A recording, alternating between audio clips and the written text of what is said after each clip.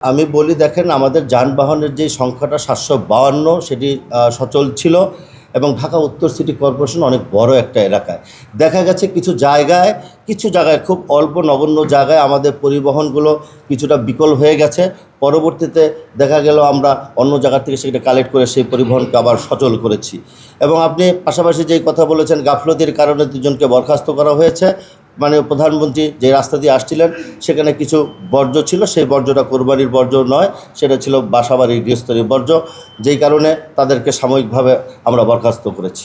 সেটা পরবর্তীতে সিদ্ধান্ত নেওয়া হবে, তাদেরকে ক্লোজ করা হয়েছে। যে ব্যবস্থা নয়, 48 ঘন্টার একটা পরিষ্কার ক্লিনের বিষয় আছে, তারা যদি সেটাকে ব্যর্থ হয় তার ব্যাপারে সেটা পরবর্তীতে সিদ্ধান্ত গ্রহণ করা হবে। ভিটামিন ই ও সি সিরাম 8টি প্রাকৃতিক অয়েল সমৃদ্ধ লিলি সিরাম অয়েল, যা চুল পড়া কমায় মাত্র 30 দিনে।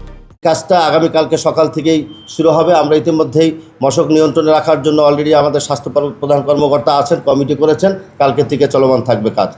আমি আপনাদের কাছে একটা প্রশ্ন করতে চাই, তারা ইজারা দিয়েছে, আমাদের কাছে জামানত আছে, কারো যদি গাফলতি থাকে সেটা আমরা ব্যবস্থা গ্রহণ করব। আমি আপনাকে একটু আগে বলেছি ইতিমধ্যে 4টি হাট ক্লিয়ার হয়ে গেছে।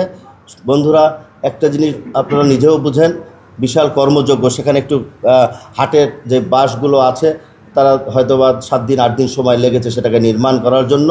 আমরা এই বাদবাকিগুলো আগামী খুব অল্প সময়ের মধ্যেই সেগুলোকে আমরা অপসারণ করে সেখানে ক্লিন করে ফেলব। কাজ কিন্তু অব্যাহত আছে।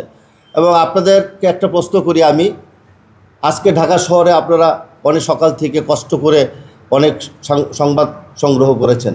ঢাকা শহরের প্রতিটা রাস্তাঘাট আপনাদের কাছে কি মনে হয়েছে? ঢাকা উত্তর সিটি কর্পোরেশনের আপনাদের কাছে কেমন মনে হয়েছে? যাক, আলহামদুলিল্লাহ। এই সংবাদগুলো আপনাদের কাছে বিনয়ের সাথে বলি, এই সংবাদগুলো আপনারা একটু পরিবেশন করবেন।